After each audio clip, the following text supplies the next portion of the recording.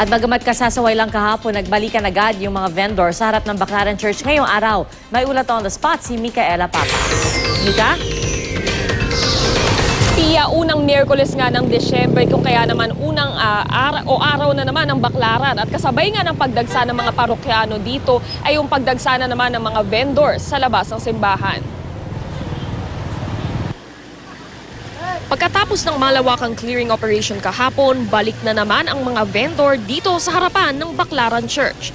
Bahagyang nagdulot ito ng pagsisikip sa kalsada dahil minsan 3 lane na ang sinasakop ng mga nagbebenta.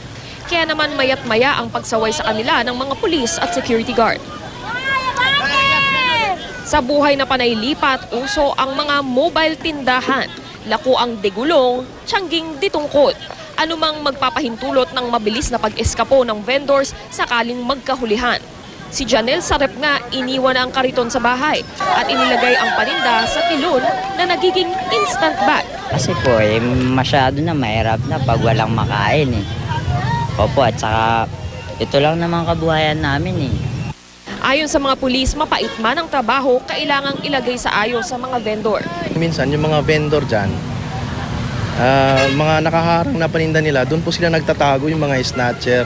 Nababagalan yung pag-responde ng mobile natin kung sakaling may agad-agarang pag-responde. Ngunit mas nagpasikip pa kaysa sa vendors ang mga sasakyan ng mga parokyano na nakaparada dito sa kahabaan ng service road.